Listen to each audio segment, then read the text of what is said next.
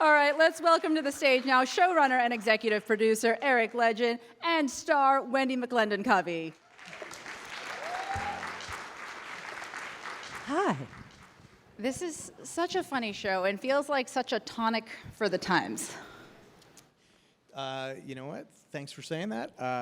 I only want to watch comedies and laugh right now, so I'm with you. Yeah. Except for Adolescence, which was amazing. You didn't think that was funny? Hilarious. Eric, this is such an excellent addition to the comedic lineage of mockumentaries. What made mockumentary the right format for this show in particular? I think for this show, I was thinking back to my experiences in hospitals or emergency rooms, and to the extent that they felt funny, felt like that was related to the sober realness of what was happening. And I felt like there was something about finding moments in an emergency room, which largely when you watch them on TV, they're super dramatic and there's like a lot happening at all times. But in these smaller hospitals, there are humdrum moments, real moments, moments that feel like very workplacey, even though they're in this very high stakes environment. And so I just thought that as real as it could seem to the audience, it was actually going to be easier to find the comedy. And Wendi, you've said before that St. Denis is a love letter to healthcare workers. What kind of research did you do for this role? Did you hear any feedback from healthcare workers? Well, luckily, the feedback that I've gotten personally has been very, very effusive and very much like, thank you for seeing us. Thanks for, portraying this in a real way. Now, luckily, I am an administrator, so I don't have to delve into all the ickies that go on. Like, I don't have to handle the needles, thank God. But as far as, being an administrator, before I was an actor, I worked regular jobs, and there's always, some poor soul that has to keep everybody pumped up, even though she does not believe a word of what she's saying anymore. So that's kind of where I took my inspiration. Eric, this is a medical show, a series of first season medical shows that are out there right now, like The Pit and Pulse. Do you see yourselves as a bit of a foil or a companion in all these first season hospital shows? Well, first of all, how dare they? I staked out this space very early on. No, I mean, I'm not surprised in the sense that part of the genesis for this idea was came alive even more during COVID, and when we were all out in the streets applauding for healthcare workers at the end of the night, and they were just as much in the zeitgeist as ever. I like that so far. I watched The Pit, and we are weirdly swimming in some of the same waters in terms of subject matter, but I actually love watching it because it's sort of a testament to television, storytelling, whatever, that tonally everything is so different that they feel like they're existing in completely different universes. And I think that's kind of part of the beauty of making something original. I mean, St. Denis is comparatively bloodless. Yes, we're not looking to make people throw up and squirm at 8 o'clock on a Tuesday. It's time to just relax and be with your family. The cast is terrific. Allison Tolman, David Alan Grier. Wendi, I wonder, after your decade-long run with the Goldbergs, what's the process of finding a... Thank you, whoever that was. Fan of decades. What's the process of finding a rhythm with a new work family? That was a tough one because when we were filming the pilot, I was actually doing my farewell tour of the Goldbergs. So I really felt like I was cheating on my family. But we all wanted to be there so badly, and we didn't have chemistry reads. That just doesn't exist anymore. I mean, everything happens so quickly. So as far as finding a rhythm, I think what united us all together was the fact that we are supposed to be saving lives, So let's stick to what the script is doing, and personality-wise, we will make it work because we love being here, And listen, I've been blessed to have a great work family before, and now I've got an amazing one right now. So, we all are just all about gratitude, and, we want to tell these stories. So I hope that answered your question. And Wendy can't say this herself, but she sets a really beautiful tone for all of the actors to have like a very supportive, friendly, and hilarious atmosphere. So I get really bummed when I don't have time to be on set because it's a really great environment that they all create together.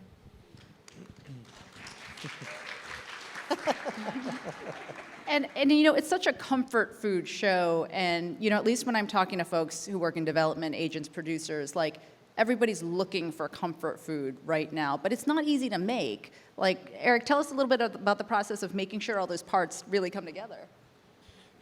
It's really hard. No, I've been like close to the showrunner job on other shows. I've worked on a ton of other people's shows, and I always thought like, oh, and then when I'm the showrunner, I'll just make the final decisions on wardrobe and stuff, and that'll be the difference. And it was very much not that. It's a really full time, and I mean like waking up in the middle of the night going like, oh, actually this is a better way to end that C story type of job. And I think a lot of the hard work is setting up all the pieces of it by hiring wonderful people so that you don't have to work as hard because they're all doing their jobs beautifully. But I will say it has been enlightening to me now that we're getting into the second season. I'm a little more ready for this sort of all-encompassing challenge of it.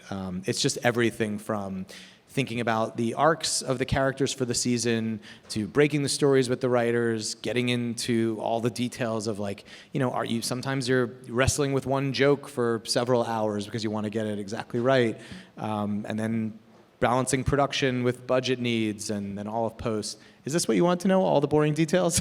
Is this? It's basically what I traffic in, yeah. Yeah. But I love it almost all the time, and I'm very happy and grateful to be back at it. And I mean, hey, and broadcast TV, right? I mean, like a big broadcast sitcom, it's really having a moment, and I mean, to have the sort of, how do you think of it? Is it kind of like a little bit of a luxury to be able to have space to find your footing?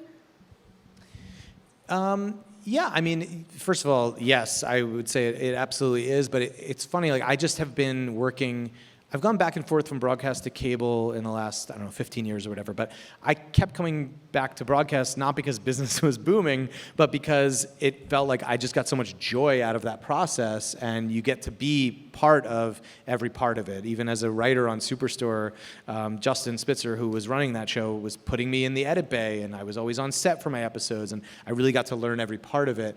And there's just something really wonderful about collaborating with people and all being on this team together that's doing the whole beast together. So I'm grateful for broadcast TV. I love it. I'm happy that people are still enjoying it.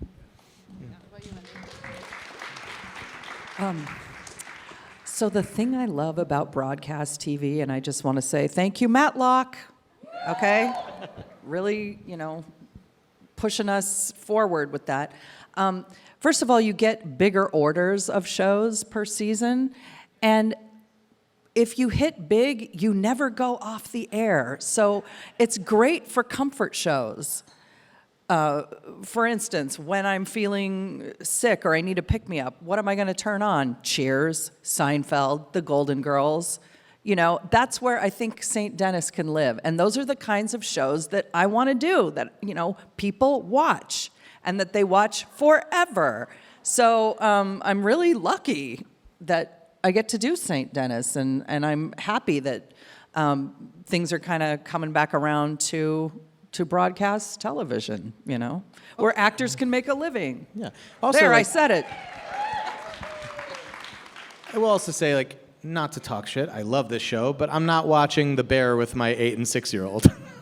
And so I think there's like a real like beauty and joy in shows that families of all ages, or friends of all ages, can watch together and enjoy and talk about, and I'm very happy to be a part of that. And I love that you mentioned Superstore, my personal favorite. I love that show so much. You're so well versed in the workplace ensemble comedy, Eric. You and Justin, more recently American Auto and Superstore. And the thing that I think beneath the comedy, shows like Superstore and St. Denis have in common is this real reflection of the American working class. How do you think about that? How much does that factor into the writing? I would say quite a bit. I mean, I worked, as we were just talking about this backstage, my first job was at CVS. Like in college, I worked at Outback Steakhouse. Like I've had a lot of jobs. I wasn't someone who made it as a writer right away. And I think that there's a real benefit to that as a writer because you have life experience, you meet a lot of people from different walks of life. And I think that what's interesting about workplace comedies to me, especially in a hospital where you're saving people's lives, is that you're stuck together with people who are different from you, and you have to get along. You have to work together. People's lives, in this case, depend on it. And I find that to be very compelling to watch people struggle with the parts that are challenging for them, but still have to work through them in order to make everything work. And how much do you think about sort of the cultural and socio-political stuff that underpins being part of the working class and being part of these kinds of environments? Wendy, I'm thinking about, I think it was the second episode where Joyce has to contend with her grief over over the death of her marimba teacher and putting up a wall between, work and feeling this, because as a patient who's died in her hospital. Well, that's the beauty of being an adult that has to go to work, especially in the medical profession. There is no such thing as a 40-hour work week. There's a 60-hour work week, a 70-hour work week, and you're with these people more than you're with your own families, and I think that's true for just about every occupation these days.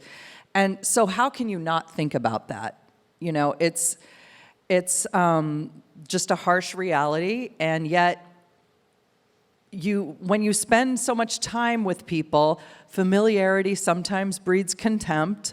That is also the case in your family dynamic, but you're at work more than you're with your family, so it's such a balancing act that it has to become funny. There's just no other place for it to go, What about you, Eric, when you're thinking about that? Yeah, I think to me it's like always guided by what's real, or at least coming from a real place. So any story that is relevant to the life of an actual healthcare worker, or in some cases just anyone who's worked at any job, is like fair game or fodder for this show. I think that ultimately the connection point is seeing characters that are going through something that feels deeply familiar, even if the way they're handling it is maybe not exactly what you've done in your life. It's maybe what you've had a dream or a nightmare of reacting that way, and just trying to find the funny in that.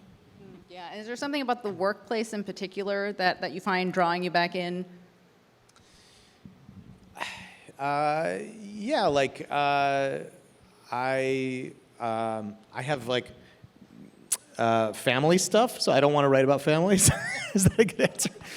No, I feel like it really is just that thing of, your family is your family, your friends are your chosen family, and there are a lot of interesting dynamics there. I certainly like shows about those areas, but in a workplace, you can be thrown together with someone you have no chemistry with, someone you have opposing chemistry with, and you actually have to Wendy's point, you have to spend sometimes more time with them than you do with maybe your weird aunt who you can just call once a year. And I just think that's a fun dynamic to play. And Wendy, speaking of chemistry, do you have any favorite scene partners or any favorite scenes already from this season? Okay, Mecky Leaper. I don't know if you guys watch Jury Duty. Okay, brilliant show. I cannot look at him while we're filming because I will lose it. The same goes with David Alan Grier, who I have only adored since the late 80s when In Living Color came out. All the boys, Josh Lawson, who should be, People Magazine's sexiest guy on a TV show this year. It's not fair that he's so funny. It's really not fair. It's not fair, and that he doesn't realize it. But all of the boys, God help me, I can't work with them without losing it. There's just something in a turn of phrase or maybe just a weird little twitch of the eye that Everybody does something weird, and I get the giggles. I'm the worst one about getting the giggles and ruining a take, but I love them. It's very fun to go to work. Well, I want to wrap it by asking each of you, we've been asking this on every panel, but like our audience here is so full of people who live and work in this industry, which has been going through such a tough time over the last 5 years. What gives you hope? Any words of wisdom here when you're thinking about the future of entertainment?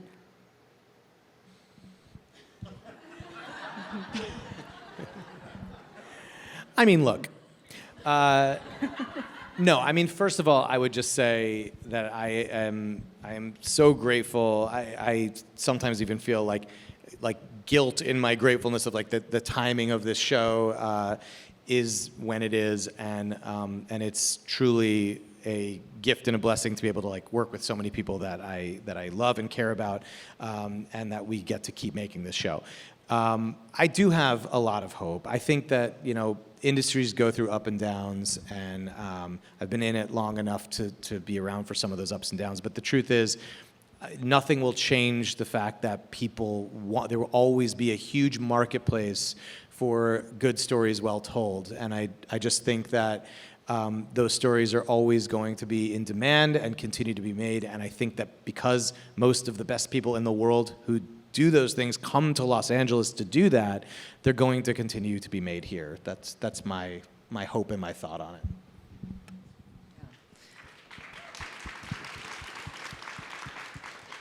So I wish I had a brilliant answer to this question. It's been really hard to watch people struggle for work.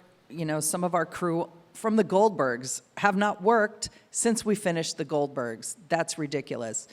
I want to say just dig in your heels and insist that production stay here, but that's not realistic, is it? That doesn't get your bills paid. I don't know what to say. All I can say is I can echo what Eric just said. People will always need entertainment.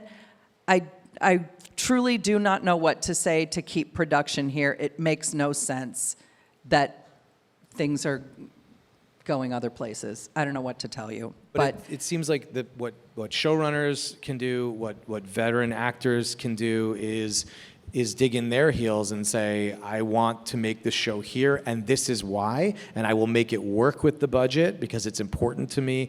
The show will be better if it's made here, and just fight those fights and make that case, and that's all we can do. Yeah, wise words. All right, thank you so much for your time. Give it up for Wendi and Eric, everyone. Thank you.